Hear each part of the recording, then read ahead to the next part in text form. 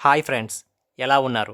రామాయణంలో చెప్పబడిన ఒక అందమైన రూపాన్ని కలిగిన స్త్రీ బ్రహ్మ వరప్రసాదంతో జన్మించి పుట్టుకతోనే 1000 ఏనుగుల బలాన్ని ఎలా సంపాదించగలిగింది? అంత అందం, అంత బలం కలిగిన ఆ రూపవతి ఎందుకు రాక్షసిగా మారింది? ఆమెను చూసి ఇంద్రాది దేవతలు కూడా ఎందుకు భయపడేవారు? ఆ అందమైన స్త్రీకి రావణుడికి గల సంబంధం ఏమిటి? రామ లక్ష్మణులు కూడా ఒక క్షణం పాటు ఏమీ తోచని స్థితిలో ఉండేలా చేయగలిగిన ఆ స్త్రీ ఎవరు? మొదలైన వివరాలు ఈ వీడియోలో మీకు వివరించే ప్రయత్నం చేస్తాను. పూర్వం సుకేతుడు అనే పేరు కలిగిన ఒక మహా యక్షరాజు ఉండేవాడు. అతను చాలా పరాక్రమవంతుడు, మంచి సత్ప్రవర్తన కలిగినవాడు. అయితే అతనికి వచ్చిన సమస్యల్లా ఆయనకి పిల్లలు లేరు. పిల్లలు లేకపోవడంతో ఎప్పుడు దిగాలుగా ఉంటూ తన తర్వాత తన రాజ్యాన్ని పాలించేవారు ఎవరా అంటూ తీవ్రంగా ఆలోచిస్తూ ఉండేవాడు. అయితే ఒక రోజు ఒక మహర్షి చెప్తాడు, నువ్వు బ్రహ్మదేవుడి కోసం తపస్సు చేస్తే బ్రహ్మదేవుడు నీకు సంతానాన్ని ప్రసాదిస్తాడు అని. సరే అని చెప్పి ఒకరోజు సుకేతుడు హిమాలయాలకు వెళ్లి బ్రహ్మదేవుడి కోసం తీవ్రమైన తపస్సు చేస్తాడు. అప్పుడు బ్రహ్మదేవుడు ప్రత్యక్షమై, సుకేత నీకు ఏం వరం కావాలో కోరుకొని అడుగుతాడు. అప్పుడు సుకేతుడు, స్వామి నాకు పిల్లలు లేరు, నాకు సంతాన భాగ్యాన్ని కలిగించు అని అడుగుతాడు. అప్పుడు బ్రహ్మదేవుడు 1000 ఏనుగుల బలం,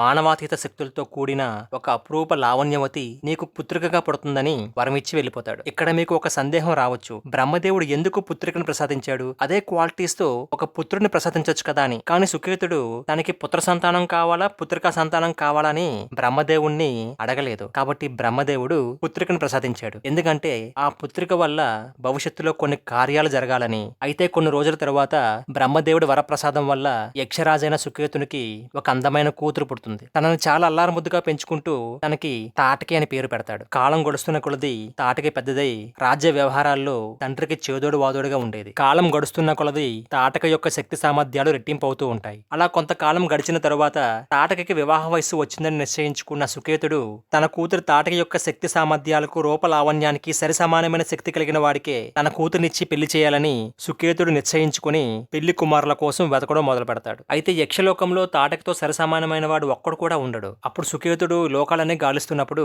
రాక్షస జాతిలో ఒక వీరుడు ఉన్నాడని, వాడు తాటకకి సరిసమానమైన జోడీ అవుతాడని తెలుసుకున్న సుకేతుడు రాక్షస రాజైన జంబాసురుని కొడుకైన సుందునికిచ్చి తాటకి వివాహం జరిపిస్తాడు. ఈ రాక్షస రాజైన సుందుడు కూడా తాటకితో సరిసమానమైన బలం కలిగి దివ్యమైన మంత్రశక్తి కలిగిన వాడే. కొంతకాలం తరువాత తాటకకి 3 సంతానం కలుగుతుంది. వాళ్ళే సుబాహుడు, మారీచుడు, కైకసి.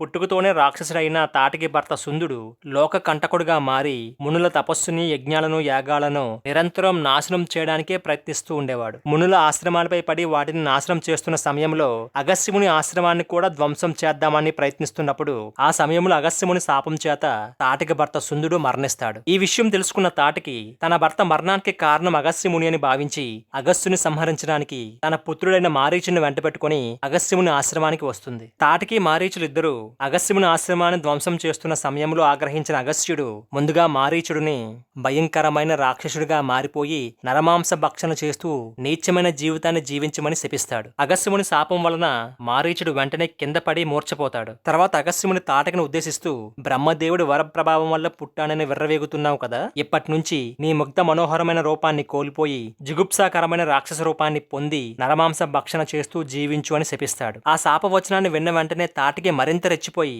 అగస్త్యముని ఆశ్రమాన్ని నామరూపాలు లేకుండా చేసిందని విశ్వామిత్ర మహర్షి యాగరక్షణ కోసం వచ్చిన రామలక్ష్మణులకి వివరిస్తాడు. అప్పుడు విశ్వామిత్ర మహర్షి వెంటనే తాటకిని సంహరించి యజ్ఞయాగాదులను, మునులను రక్షించమని శ్రీరాముని కోరతాడు. విశ్వామిత్రుని ఆజ్ఞ మేరకు శ్రీరామచంద్రుడు తన ధనస్సు యొక్క వింటినారిని ఒక్కసారిగా వెనక్కి లాగి వదలగానే వచ్చిన ధ్వనికి అరణ్యంలో దూరంగా ఉన్న తాటకి ఒక్కసారిగా ఉలిక్కిపడి తన ప్రాంతంలోకి ఎవరో చొరబడ్డారని భావించి ఆ ధ్వని వచ్చిన దిక్కు వైపు చాలా వేగంగా ప్రయాణిస్తుంది. వేగంగా రామ లక్ష్మణుల వైపు పరిగెట్టుకుని వస్తున్న తాటకిని చూసి, ఓ లక్ష్మణ, చూసావా తాటకి ఎంత భయంకరంగా ఉందో? ఇంత భయంకరమైన రూపాన్ని కలిగిన తాటకిని చూస్తే సాధారణ మానవుడు వెంటనే భయంతో ప్రాణాన్ని వదులుతాడని విశ్వామిత్ర మహర్షి చెప్పారు కదా. తాటకి ఒక రాక్షస అయినా సరే తను ఒక స్త్రీ కదా, ఒక స్త్రీ పైకి నేను ఎలా శరాన్ని సంధించగలను అంటూ శ్రీరామచంద్రుడు ఆలోచిస్తున్న సమయంలో అప్పుడు తాటకి భయంకరంగా ధూళిని ఎగజిమ్ముతూ తీవ్రమైన దుమ్ము ప్రభావంతో రాళ్ల వర్షాన్ని రామ లక్ష్మణుల పైన కురిపిస్తూ మాయాయుద్ధం చేస్తున్న సమయంలో క్షణకాలం పాటు రామలక్ష్మణులకి ఏమీ తోచని స్థితి ఏర్పడుతుంది. అప్పుడు వెంటనే తేరుకున్న శ్రీరామచంద్రుడు కనబడకుండా మాయాయుద్ధం చేస్తున్న తాటకిని శబ్దవేది అనే అస్త్రాన్ని ఉపయోగించి తాటకిని సంహరిస్తాడు. శబ్దవేది అంటే కనబడకుండా యుద్ధం చేస్తున్న రాక్షసుల నుండి వచ్చే ధ్వనిని పసిగట్టి ఆ ధ్వని దిశగా ప్రయాణించి రాక్షసులను సంహరించే ఒక దివ్య అస్త్రం. తాటకి మరణించిన 6 రోజుల తర్వాత విశ్వామిత్రుని యాగాన్ని నాశనం చేయడానికి తాటకి పుత్రులైన సుబాహు మారీచులు వస్తారు. అయితే సుబాహుని ఆగ్నేయాస్త్రంతో రాములు వారు సంహరించగా మారీచుని పైకి అమోఘమైన మానవాస్త్రాన్ని ప్రయోగిస్తాడు. మానవాస్త్రం దెబ్బకి మారీచుడు 100 యోజనాల దూరం ప్రయాణం చేసి 100 యోజనాల దూరంలో సముద్ర జలాల్లో పడి మారీచుడు మూర్ఛపోతాడు. బ్రహ్మదేవుడి వరప్రసాదంతో పుట్టి 1000 ఏనుగుల బలాన్ని కలిగి కామరూప విద్యను సొంతం చేసుకుని మహా సౌందర్యవతిగా పేరుగాంచిన తాటకి తన రాక్షస గుణాల చేత నాశనం కాబడిందని అందరికీ తెలిసిన విషయమే. కానీ చాలా మందికి తెలియని విషయం ఏమిటంటే తాటకి లంకాధీశుడైన రావణాసుడు స్వయాన మనవుడు అవుతాడని, అలాగే రావణుడు తాటకిని అమ్మమ్మ అని పిలిచేవాడనే విషయం చాలా మందికి తెలియదు. తాటకకి ఎలాంటి శక్తులు ఉన్నాయో అటువంటి శక్తియుక్తులే శూర్పణఖకి కూడా ఉన్నాయి. అయితే రావణాసుడికి తాటకకి మధ్య రక్త సంబంధం ఎలా ఏర్పడిందో ఇప్పుడు మనం తెలుసుకుందాం. ఇంతకు ముందు వివరించినట్లు తాటకకి సుందునికి 3 సంతానం కలిగారని చెప్పాను. వాళ్ళలో సుబాహుడు మారీచుడు కాకుండా కైకసి అనే ఒక కూతురు కూడా పుడుతుంది. తాటకి తన కూతురైన కైకసిని బ్రహ్మ మానస పుత్రుడైన పులస్సుని కుమారుడు విశ్వవసు బ్రహ్మకిచ్చి పెళ్లి చేస్తుంది. వారిద్దరికి పుట్టిన సంతానమే రావణ, విభీషణ, కుంభకర్ణ, శూర్పణఖలు. ఈ విధంగా తాటకకి రావణాసుడికి రక్త సంబంధం ఉంది. మనకు తెలిసినంత వరకు మన సినిమాల్లో తాటకిని ఒక రాక్షస స్త్రీగా అడవుల్లో సంచరిస్తూ ఎవరైనా మానవుడు దొరికితే వాడిని తిని కాలం గడిపేదానిగా మాత్రమే చూపించేవారు. కానీ వాస్తవానికి తాటకి యక్షరాజ్యాన్ని, రాక్షస రాజ్యాన్ని ఏకఛత్రాధిపత్యంగా సమర్థవంతంగా పాలించిన ఒక తెలివైన స్త్రీ.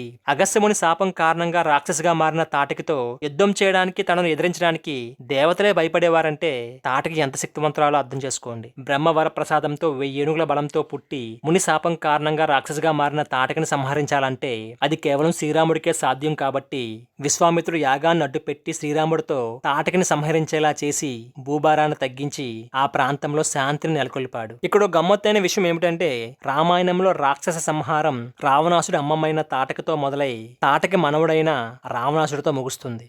ఈ వీడియో మీకు నచ్చినైతే లైక్ చేయండి, షేర్ చేయండి, కామెంట్ చేయండి. అలాగే మా ఛానల్ కూడా సబ్స్క్రైబ్ చేసుకోండి. పక్కన గంట మాత్రం కొత్త మర్చిపోకండి.